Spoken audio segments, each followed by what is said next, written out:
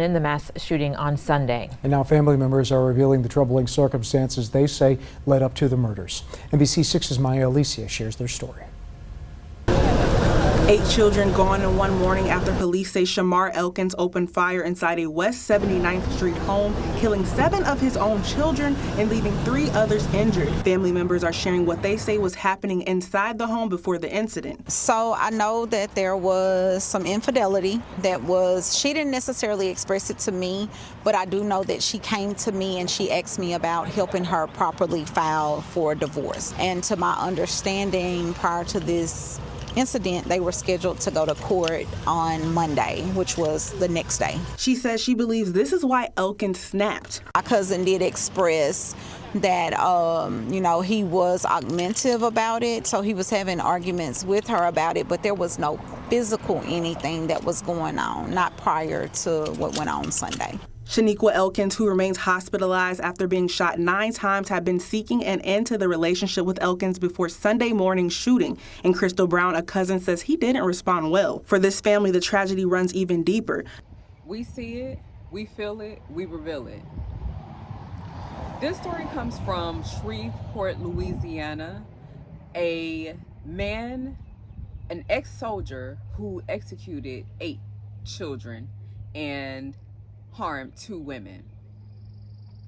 This is one of the hardest stories to talk about because it does involve children, and I'd like to give a pre-warning just to let you all know that this is something that is involving loss of life. It's involving loss of children. So on this morning, this man, he made the first stop by what would be his girlfriend's house. It's not exactly clear on whether he executed any children inside of that home, but I know that he did harm her, and we're just gonna say he used his weapon to aim towards her head, and he did leave a wound there, a very severe wound. Then he continued to move on to another home with 8 children and a woman who was presumed to be his wife. Inside the home, the children were still asleep. The woman was still asleep. He went inside. From what they're saying, he did not pull up. It wasn't an erratic interaction where he pulled up and it was alarming signs that something was wrong. He went inside of the home. The children were sleeping inside of the home. He went to the mother first, and he did a shot at her, and then he continued on to the rooms where the children were sleeping. There was one child that I want to say was around 14, his son, that made it on top of the roof. The other children were between the ages of 2 and 11. There were 911 calls made that eventually led the police to the scene. Outside of this scene, this man decided to run, and he went on a foot chase, and he took the police behind him, and they eventually ended up executing him in the chase. He definitely didn't seem like the type of man with what he had planned that he was planning to leave alive. A little bit about Shamar Elkins' background. He was in the military. It was confirmed that he was in the Army at one point in time. He wasn't in the Army very long. I want to say roughly about 2 years. So it wasn't a very long time, but that was part of his history. Some would argue to say that it could have been a case of PTSD, something that military soldiers get after they leave the military. Like I said before, he wasn't in the military that long. This is also something that could speak to mental illness, and he had made a post on social media days earlier asking that God guide his mind or protect his mind from the thoughts that he had or the intentions that he had.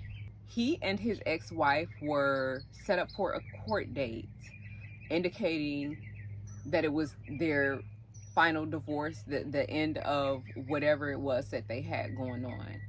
And he couldn't get inside of the courtroom and let someone dictate that it was over, or what amount of support that he would be obligated to give this woman for supporting his family. I think that this was a method of dominance. It was a method of control. It was the most evil act that someone could commit, that someone could do.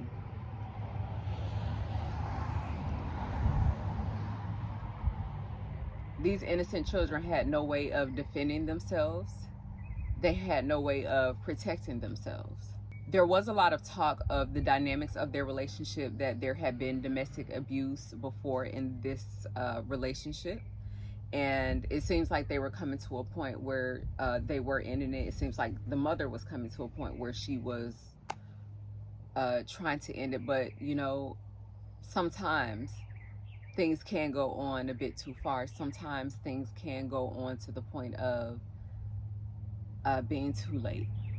The way he moved from house to house, it seemed like this was strategic. It seems like it was thought out. It seems like it was calculated. I really do wish that they could have caught him alive. This is one of those incidences where he definitely would have qualified for the death penalty. And with the 8 lives that he had taken, I feel that he should have gotten the death penalty, and they should have been able to execute that penalty once and bring him back, execute that penalty again, and bring him back again and again for every life that he took. So he definitely took the easy way out, to not bear the consequences of his actions and what he did, and the hurt and the pain that he has left within that Shreveport community. I'm noticing a pattern of things like this happening, domestic violence situations between men and women, and a lot of times lately the stories are showing a lot of women to be victims to men that they are in relationships with, that they consider their lovers, their husbands, their boyfriends. The thing to really break down here in this situation is, when is it really time to leave? When do we decide that enough is enough? When do we decide to pay attention to the signs?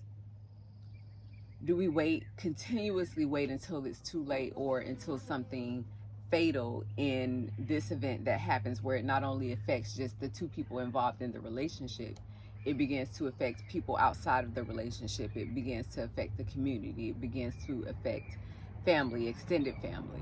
To see the video of them carrying out these little bitty bodies in little bitty bags is just the most horrific thing in the world. As a parent, if you've ever, as a human, as a person, just to see something like that being conducted, where a body or a bag is being carried out in front of you, it can be devastating. It can be something that is just horrifying and etched in your mind. My concern is for the woman that's left behind, who has now lost 8 of her children in a downright execution, to the young boy that had to climb out of his bedroom window and find solace on the top of his house on a wet roof on a day where he hears everything going on inside of the house. He hears the footsteps of his father, he hears the gunshots, and he hears the silence of a house that was once full of noise. How life-changing, how altering that is for him. As a mother, I could not imagine. I have lost 1 child, and when I tell you, it has been difficult. It has been difficult, it's been hard, and it's been tough.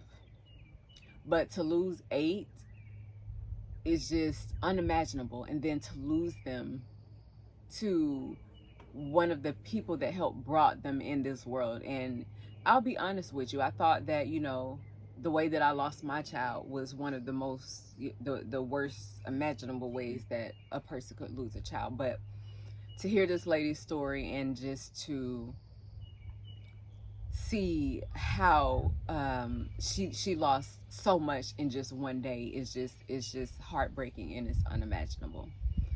I'm definitely going to be praying for her and praying for her recovery. It's so easy for people to judge and say, well, she let this situation linger and let it go on for so long, and She didn't do anything to protect those children. And it's so easy to point the finger at her about what she didn't do. But how many women of us that are here that we stay in relationships longer than we should stay in them, or we linger around in a situation where we know that it's expired, but either we're hoping or we're just letting something continue for a benefit that in the end it's just not even worth it. For the young boy that woke up one morning with 7 other siblings, and as he go to bed and he lay down for that night and for the rest of his life, now it's only just him left. To lose 8 people in one night, I just couldn't imagine. So my prayers go out for this young man, for this young boy. My prayers go out for his mom. My prayers go out for that community. The evil that exists in this world today is just, it's just the saddest thing ever, because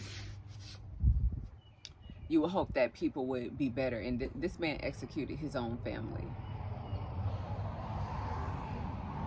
to make things worse. So I'm going to go ahead and we're going to just sign out with this story. But I do want to know you guys' thoughts. What do you think about this sad and devastating story? Do you think that there was anything that could have prevented this? Do you think that maybe there's something with mental health that we as a community could have been more aware, or that someone could have caught? Until next time, thank you guys so much for watching. Peace and blessings.